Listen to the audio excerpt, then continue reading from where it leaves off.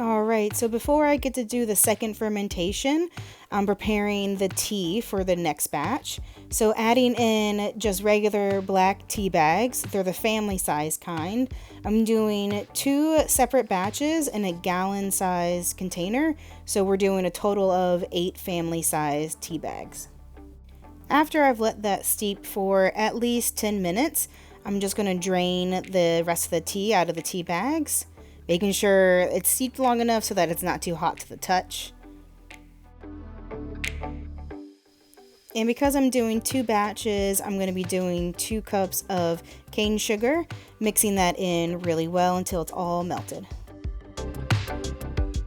It's important too to get this process started and finished before you get too far into the kombucha process so that the tea is cooled down for the next batch. So here I have the 2 glass gallon size containers of my fermented kombucha. They've been fermented for about 8 days. And for this process, I'm going to remove the SCOBY, which you see floating on top, and then add in about 2 cups of the brewed kombucha. And I made sure to thoroughly wash my hands before touching the SCOBY. It's always important. You don't want to introduce any kind of different bacteria to the SCOBY than what it's used to. Otherwise, it might not turn out so well.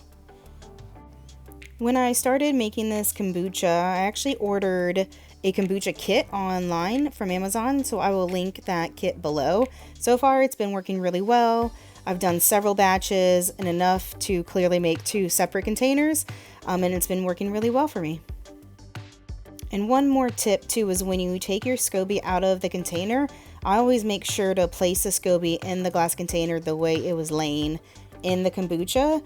That's only because what's on the top of the SCOBY is actually the older SCOBY, and what is new is going to be on the bottom. So keeping it right side up makes it easier. You can flavor your kombucha with almost any kind of fruit or vegetable. I like to use whole fruits and some herbs, and then I'll even use some fruit juices as well.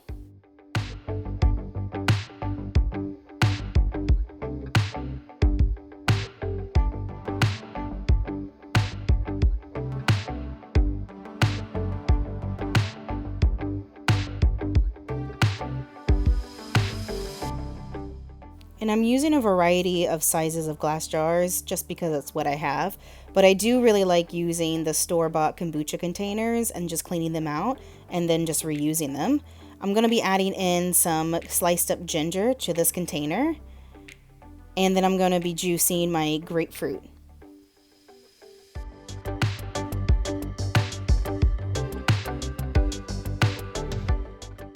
The funnel that I'm using is perfect for this process. It's actually a mason jar funnel, and I got that also from Amazon, which I will link below. It comes also with a little strainer, and it makes it perfect for catching all the pulp from the fruit.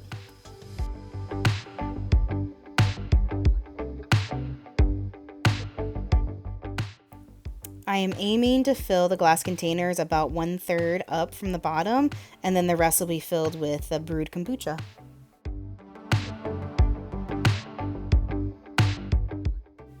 And the reason being, I prefer to do a second fermentation instead of just drinking the kombucha after the 8 days, is because the fruit adds so much flavor to it. It actually also provides the sugars for the good bacteria of the SCOBY to eat at. So you're not left with a super sugary drink. And during that process, the good bacteria also eats at the sugar, causing a natural occurrence of carbonation. So you're left with a nice fizzy, fruity kombucha after the few days of the second fermentation. So I am aiming to fill the rest of the glass jar almost to the top. You want to always leave a little bit of room at the top so that the bubbles have somewhere to go. Otherwise, if it's overfilled, it's just going to explode after a few days. So sometimes I'll end up dumping a little bit out of one container and adding it to another if I overfill it. This process is always so messy to me for some reason, so I always keep a rag nearby.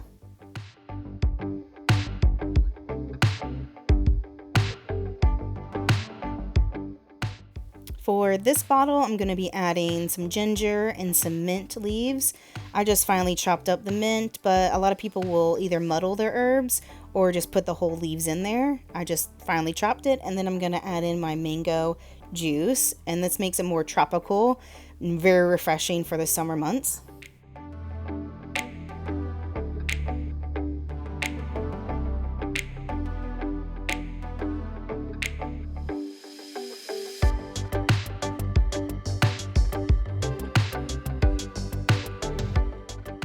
And another tip is always label the date, and then I like to add the flavor to each container so that I know which one I liked and which one I didn't, so I can experiment more later on.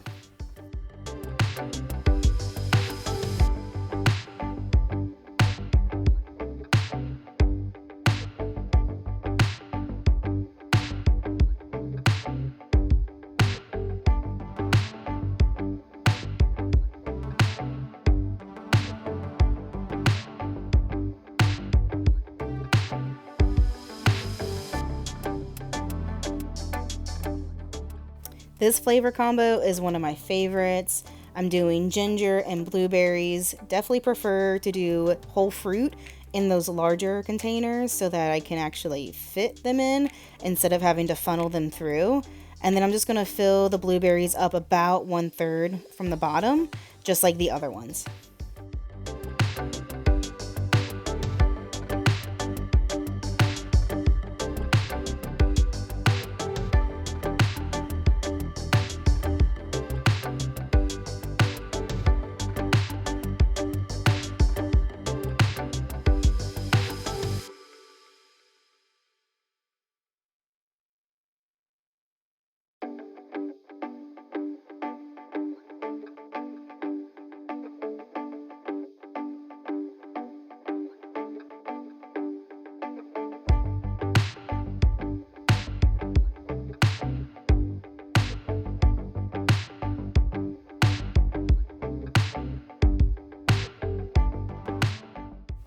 Now you may be wondering, how am I going to drink all this kombucha?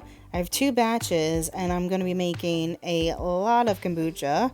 And don't worry, I actually only have 1 batch for myself, and then I give the other batch of kombucha to my parents.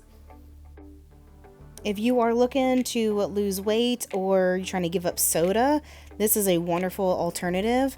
Just because I seemingly add a lot of sugar to it, by the end of the production of the kombucha, it's actually a very small amount of sugar because the good bacteria eats most of it anyways. So it ends up being actually a low sugar drink, and it helps with your gut health as well with all the probiotics that are in there.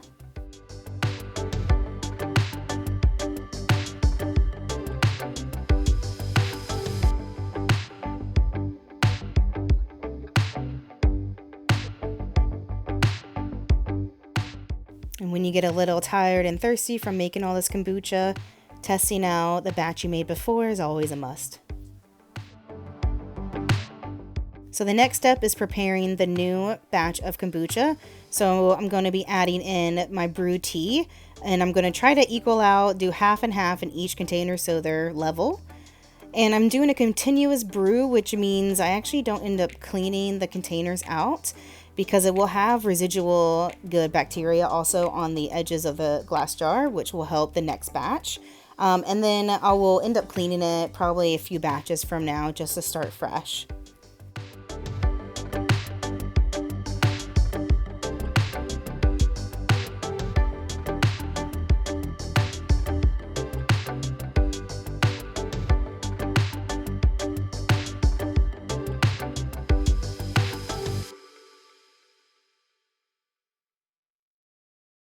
Filling the rest of the container up with filtered water up until the point where I can still fit the 2 cups of starter and my SCOBY in there.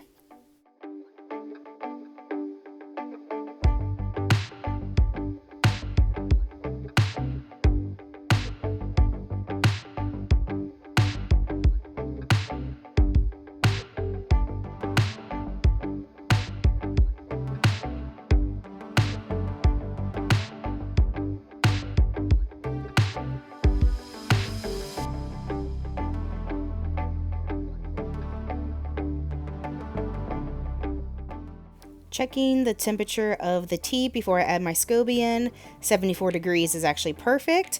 If it's too high or too low, it can affect the good bacteria. Adding in my SCOBYs the same way I took them out, and then making sure that they're still going to be floating right side up. So that way the new bacteria can continue to grow on the bottom of it and create more layers.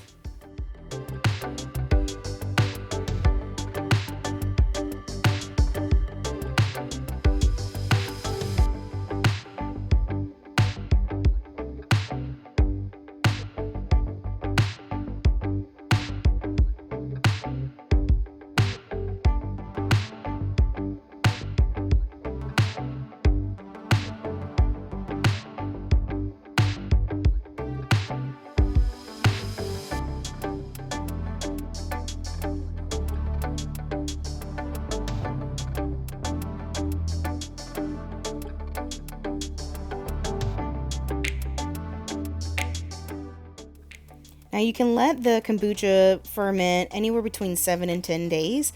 I like to let mine ferment for about 8 days, so I definitely make sure I label what day it is on the container so I'll know 8 days from now to take it out. Now the one I'm doing now, I actually use a coffee filter and a rubber band around it. I find that that gives it enough airflow without anything getting inside of it, just making sure the rubber band is sealing it all the way around. And on the second one, I'm actually just using the cloth that came with the kit I got from Amazon, and that also works perfectly fine. Also to mention, I know I said that I bought my kit from Amazon, but a lot of people have actually made their SCOBYs at home. It takes about a month to make your own SCOBY, and I was just too impatient to do all that. And I'll be storing my new batch of kombucha in my pantry on a shelf. So that way it's in a dark place at room temperature. I'll be placing my bottles in an open box, and remember that good bacteria loves to be in the dark, so I'll keep this box actually in my pantry for about 3 days, and then I'll put them in the fridge and they'll be ready to drink.